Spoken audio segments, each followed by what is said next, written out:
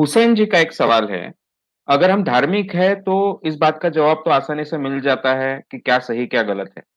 पर अगर हम विज्ञानवादी बन बन जाते हैं हम जब रैशनल बनते हैं तो ऐसे में हम कैसे तय करें सही और गलत क्या है और क्या सही है, क्या गलत है आपके हिसाब से? हुसैन जी, आपने बहुत अच्छा सवाल पूछा। आम इंसान को चाहे वो किसी धर्म में पैदा हो, चाहे हिंदू धर्म में पैदा हो, क्रिश्चियन धर्म में पैदा हो, मुस्लिम धर्म में पैदा हो, सिख धर्म में पैदा हो, उसे ऐसा सही लगता है कि धर्म के आधार पर लोग नैतिक बनते हैं और नैतिकता और अनैतिकता क्या है इसका फर्क वो समझ सकते हैं। क्या ये सही बात है? सबसे पहला मेरा यह सवाल है। धर्म का जो भी, चाहे आप किसी भी धर्म में पैदा हो, जो भी संस्कार आप पर होता है, अब मूल धर्म क्या है और हम पर होने वाला संस्कार क्या है, इसमें काफी अंतर होता है। उस बहस में मैं नहीं जाऊंगा। मैं केवल संस्कारों की बात करूंगा। मूल धर्म में क्या है क्या नहीं है, इस बहस में हम जाएंगे तो कुछ भी निकल नहीं पाएगा उसमें से। लेकिन हमें जो आम संस्कार होते हैं उसमें से हमारी नैतिकता की कल्पना और अनैतिकता की कल्पना सही मायने में पनपती है क्या? मैं कुछ मेरे जीवन के अनुभव आपके सामने रखूंगा। मैं पहले ही अपने आप को बहुत धार्मिक मानता था, धार्मिक था भी। मुझे सभी प्रकार की धार्मिक शक्तियां प्राप्त करनी थी। हर इंसान को मोक्ष प्राप्त करना है, मोक्ष प्राप्त तो करना ही था, लेकिन वो मरने के बाद की बात है। लेकिन जिंदा रहते मुझे सभी सिद्धियां प्राप्त करनी थी। मेरा काफी अच्छा धार्मिक अध्ययन था। मैं जब पहली बार जेल में गया, ये बात है 1975 की, 25 जून को इमरजेंसी भारत में डिक्लेयर हुई, 26 को हमने विरोध किया और 27 को हम जेल में चले गए। तब मेरी उम्र 23-24 साल थी। 24 साल पूरे होने थे।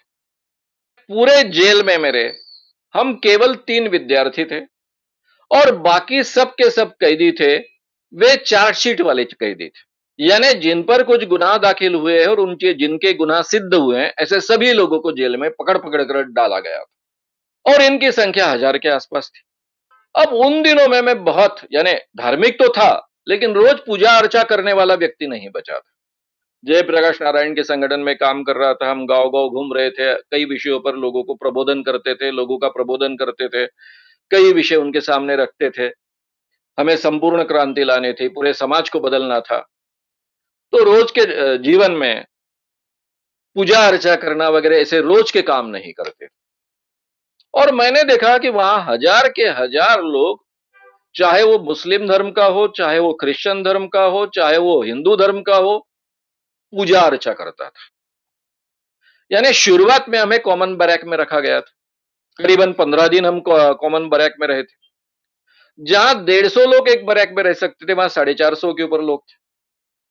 और वहां जो संकलें लगी होती है, यानी डोर्स होते हैं, उसको जो रॉड्स लगे होते हैं, वो सब के सब रॉड्स भगवान के फोटो से भरे हुए थे। अब मुस्लिम धर्म में कोई पिक्चर तो होता नहीं है, लेकिन 786 का आंकड़े का एक फोटो लगाकर उसकी पूजा अर्चा चलती थी।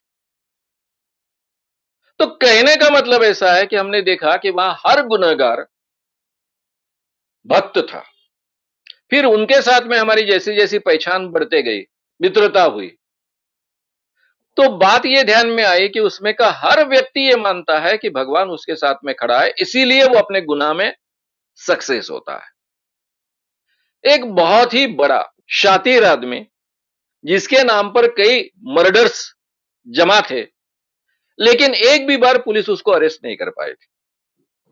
उसके साथ जब हमारी दोस्ती बने तब वो मुझसे कह रहा था, श्याम भाई, मैं क्यों पकड़ा गया मालूम है? हमारे पुलगांव में जो जागृत मारुति है, यानी हनुमान जी है, उसको हर शनिचर को मैं तेल चढ़ाता था। व्यक्ति मुस्लिम, धर्म उसका मुस्लिम, लेकिन वो हनुमान जी को तेल चढ़ाता था। इस शनिवार को, अभी शनिवार है मंगलवार है, इसके बारे में कंफ्यूजन हो सकता है, उसने जो कहा मैं वो आपके सामने रख रहा हूं। इस शनिवार को मैं तेल चढ़ाने के लिए, यानी वो जो शेंदूर होता है, शेंदूर के साथ में तेल थोपते हैं, वो चढ़ाने के लिए नहीं पहुंच पाया, इसलिए पुलिस ने मुझे पकड़ा, इसलिए मुझे पुलिस पकड़ पाई। नहीं तो पुलिस मुझे कभी पकड़ नहीं पाती। तो मैंने सवाल पूछा कि आप क्यों नहीं गए उस दिन? नहीं, बोले मुझे पुलिस के लोगों से ये जानकारी मिल चुकी थी कि मेरे नाम से वारंट निकल चुका है और वो कभी भी मुझे अरेस्ट कर सकते हैं और उनको मालूम है कि मैं एक भी शनिवार को पहुँचता नहीं, ऐसा तो कभी होता नहीं। और इसलिए मुझे वो पकड़ लेंगे। इसलिए मैं गया नहीं और इसी कारण मैं पकड़ा गया। ये उसका पूरी तरह से विश्वास नहीं था, उसकी श्रद्धा थी। अगर आपको सही मायने में देखना है, तो किसी भी मंदिर में जाइए। मंदिर में आप बैठिए और बारीकी से देखिए। अब मैं अंधविश्वास के क्षेत्र में काम करता हूं, तो जहां तंत्र मंत्र की बातें होती है, वहां मुस्लिम धर्म से भी संबंध बहुत आता है। हमारे एक नागपुर में एक घर में भानामती की केस चल रही थी, मुस्लिम व्यक्ति थे। उनके घर में ये भानामती की केस सॉल्व करने के लिए कई मुल्ला मौलवी आकर गए। उन्होंने क्या-क्या अलग-अलग तरीके के मंत्र वहां लगाए। अब ये मंत्र उनका कहना था ये कुरान से लिए हैं, कुछ बोलते थे हदीस से लिए हैं, कहां से लिए हैं। मुझे तो वो भाषा समझ में नहीं आती थी। जगह-जगह कर लगा कर रखे थे और कई लाखों से वो डूब चुके थे। उनका बहुत बड़ा नुकसान हो चुका था। हम गए 3 घंटे में वो प्रॉब्लम सॉल्व कर दिया। घर की एक लड़की ये सब प्रकार कर रही थी, जिसे भानामती कहते हैं, पोल्टरजिस्ट फेनोमेना कहते हैं। उसके नाम से शैतान की चिट्ठियां आती थी, पिताजी के नाम से। और पिताजी को शैतान कहता था कि इतने पैसे निकाल कर यहां पर रखो और वहां से पैसे गायब होते थे। घर के बर्तन थे, इधर-उधर खिसकने लगते थे। घर में कुछ खाना पक रहा है, उसका कोयला बन जाता था। ऐसी कई बातें होती थी। हमें ये केस सॉल्व करना इतना आसान था क्योंकि शैतान की चिट्ठी आती थी। अब शैतान तो लिखने वाला है नहीं, चाहे कोई भी धर्म हो। राक्षस शैतान कोई तो लिखता नहीं है, इंसान ही लिखता है। और हस्ताक्षर के आधार पर पकड़ना बहुत आसान होता है। हमने क्या किया, स्कूल में पढ़ने वाले सभी लोगों के कॉपियां मंगाई और उसके आधार पर यह शैतान की एक चिट्ठी बचा कर रखी थी। हालांकि जो भी मुस्लिम मांत्रिक वहां आते थे, वो सब शैतान की चिट्ठी पहले जला डालते थे, यानी सबसे पहले वो प्रूफ को खत्म करते थे। उनको पता नहीं था, उनका यह अंधविश्वास था कि सही माने में शैतान की चिट्ठी आती। आखिरी की शैतान की चिट्ठी इस व्यक्ति ने बचा कर रखी थी क्योंकि वो मेरे पास आने वाला था, इसलिए किसी ने उसको समझाया था कि श्याम मानो के पास जाओगे तो ये भानामती की केस 100% सुलझ जाएगी। वो शैतान की चिट्ठी के आधार पर हमने 3 घंटे के अंदर उस लड़की से कबूल करवा लिया, बात को वहीं रोक दिया। अब आप मुझे समझाइए, एक व्यक्ति है जो बड़े मुश्किल से कुछ कमाई कर रहा है, उसको लाखों से डुबोना, इसमें सभी मुस्लिम मांत्रिक उसको लाखों से डुबो रहे थे, ना रुक रहा था। उनको यह भी समझ में नहीं आ रहा था कि ये लड़की कर रही, कौन कर रहा, क्या कर रहा है। वो सही में मान रहे थे कि शैतान की चिट्ठियां आ रही हैं और इस ढंग के मंत्र लगाने से वो रुक जाएगी। कहने का मतलब ऐसा है कि आप कहीं भी जाकर देखिए तो भगवान के नाम पर ये लोग, अल्लाह के नाम पर ये लोग आम आदमियों को जब ठगते हैं, तब क्या उनका सही में अल्लाह पर विश्वास होता है? अल्लाह के साक्षी से ये ठगेंगे। ये मांत्रिकों ने प्रामाणिकता से क्या कहना चाहिए था? भाई हमारे समझ के बाहर की बात है, ये कैसा घट रहा है हमको मालूम नहीं है। हमने कोशिश करते हैं, अगर रुकता है तो आपको थोड़ा बहुत लगता है तो हमको कुछ दे देना, नहीं रुकता है तो माफ कर देना। तो मैं इन लोगों को प्रामाणिक मानता। वो आने के पहले ही शर्त लगते थे कि हमें 20,000 रुपए चाहिए, तब के 20,000। ये बात होगी 83, 84 की। तब के 20,000, 20,000 की रकम क्या होती है उस जमाने में? मेरा खुद का पेमेंट 80 में जो था, वो 750 रुपए था। तो कहने का मतलब ऐसा है कि ये इतने बड़े पैमाने पर जो ठगी होती है, तो आपको क्या लगता है कि धर्म के आधार पर जो हमारा संस्कार होता है, उसमें हमारे नैतिकता और अनैतिकता की बातें सही माने में हम चूज़ करने की कैपेसिटी रख सकते हैं? संस्कारों के आधार पर हम नैतिक और अनैतिक तय करते हैं। यही बात जो वैज्ञानिक विचारों का व्यक्ति है, उसके बारे में। इसीलिए मैं हमेशा कहता हूं कि हमारे डायरेक्टिव प्रिंसिपल्स में जो 4 चीजें रखी गई है, 51 एएच में, साइंटिफिक टेम्पर वैज्ञानिक दृष्टिकोण, स्पिरिट ऑफ इंक्वायरी चिकित्सक प्रवृत्ति, रिफॉर्म सुधार और उसके साथ में ह्यूमैनिटी शब्द रखा है, मानवता। यानी सभी हमारे चीजों का उद्देश्य होना चाहिए मानवता। मानवता ये हमारा अंतिम दायरा है, जिसके आधार पर हम नैतिक क्या है, अनैतिक क्या है, इसको चूज करेंगे। अगर हम मानवता के खिलाफ जा रहे हैं तो वो बात अनैतिक है। अगर हम मानवता को सपोर्ट कर रहे हैं तो वो बात नैतिक है। नैतिक और अनैतिकता की बातें भी कितनी डिफरेंट हो सकती है। मॉरलिटी का मतलब क्या होता है? मैं हमेशा इसकी व्याख्या करते समय हमेशा ध्यान में लाकर देता हूं कि केवल मॉरलिटी ये शब्द, नैतिकता और अनैतिकता ये शब्द केवल स्त्री पुरुष संबंधों के बारे में नहीं होता है, लेकिन स्त्री पुरुष संबंधों के बारे में भी हमारी नैतिकता एक है क्या?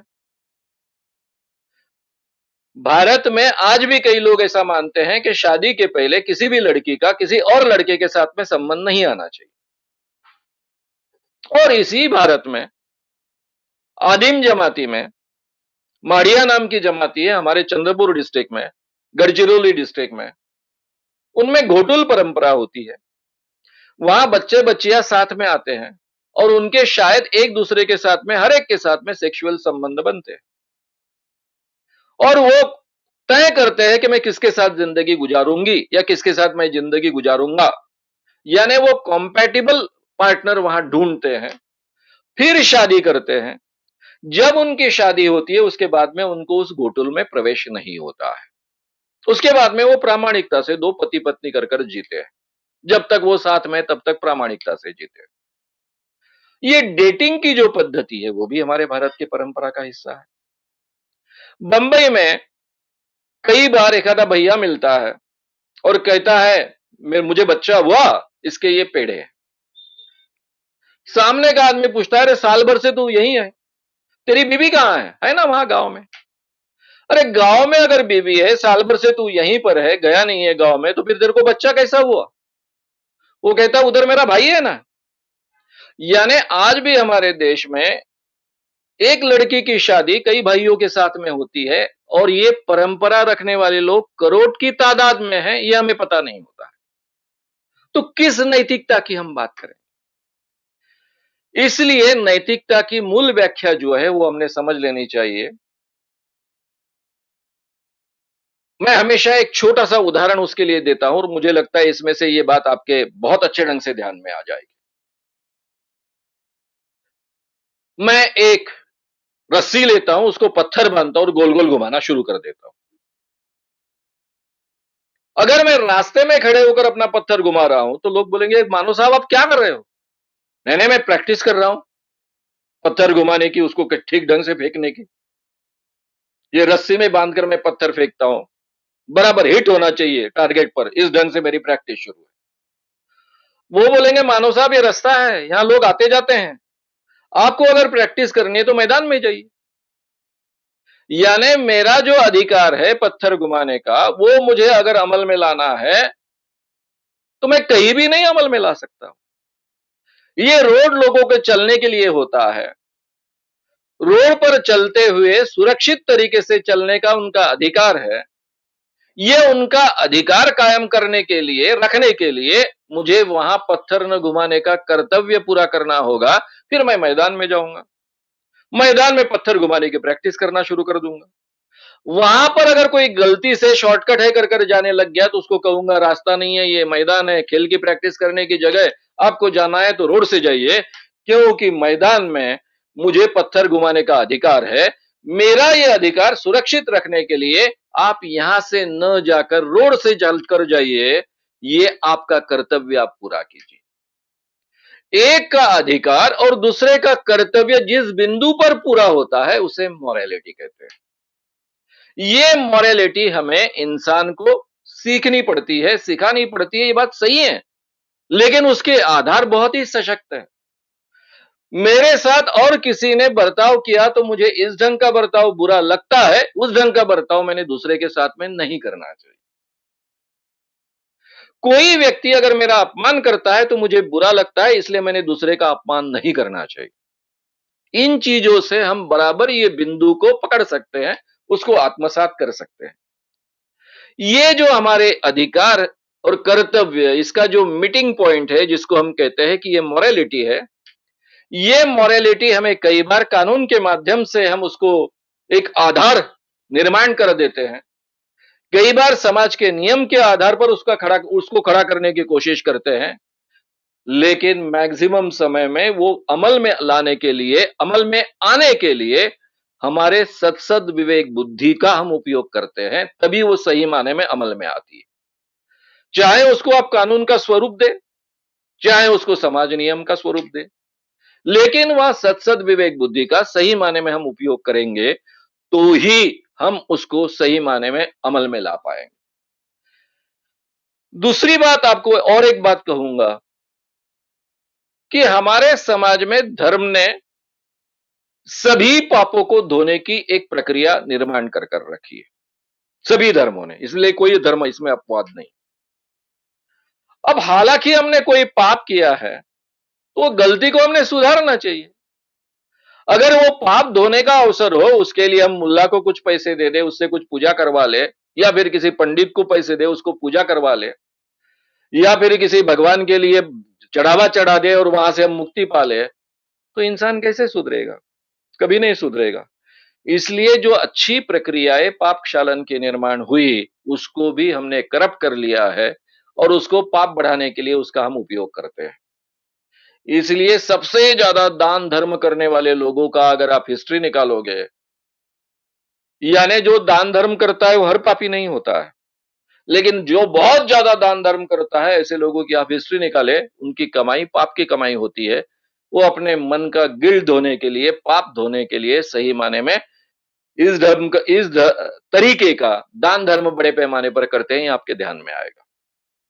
तो इसलिए इंसान का सद विवेक जगाइए, उसकी इंसानियत जगाइए, उस इंसानियत को महत्व दीजिए, उसके आधार पर इंसान ज्यादा विवेकी तरीके से रहेगा, अच्छी मॉरलिटी अमल में लाएगा। ये सत्य आज के जमाने में हमने स्वीकारने की तैयारी रखनी चाहिए। ये कार्य अगर धर्म कर पाए आज तक, तो 100% नहीं कर पाए, उसके पीछे का कारण भी है, उसमें करप्ट प्रैक्टिसेस आती गई। इसलिए इसमें करप्ट प्रैक्टिसेस ना आते हुए हमारी सद विवेक बुद्धि को जागरूक करना, उसका हमेशा उपयोग करना और उसके आधार पर मॉरलिटी तय करना, ये ज्यादा अच्छा होगा। और हमें हमारी कॉन्स्टिट्यूशन जैसी एक अच्छी गाइडलाइन ऑलरेडी उपलब्ध है, उस गाइडलाइन के आधार पर हम आगे बढ़े, तो मुझे लगता है ये सवाल हम हल कर पाएंगे। जितना मॉरल रखने वाला इंसान धार्मिक हो सकता है, उतना ही उत्तम मॉरल रखने वाला इंसान वैज्ञानिक सोच का भी हो सकता है। उल्टा वैज्ञानिक सोच का जो इंसान होता है, उसको गिल्ट कॉम्प्लेक्स धोने के कोई भी करप्ट प्रैक्टिसेस उपलब्ध नहीं होती है, उसका गिल्ट उसी को खाते जाता है। इसलिए वो ज्यादा अच्छे ढंग से, ज्यादा अच्छे तरीके से मॉरलिटी अमल में लाने की कोशिश करता है। इसलिए आप निश्चिंत रहिए कि आप केवल इंसान अगर धार्मिकता छोड़ देंगे और केवल वैज्ञानिक सोच वाले बनेंगे, वैज्ञानिक दृष्टिकोण रखने वाले बनेंगे, तो वो कम मॉरल होंगे, ऐसा बिल्कुल मत मानिए। श्याम मानव चैनल को आपका समर्थन देने के लिए चैनल को जरूर सब्सक्राइब करें। चैनल के नोटिफिकेशन पाने के लिए बेल आइकन भी दबाएं।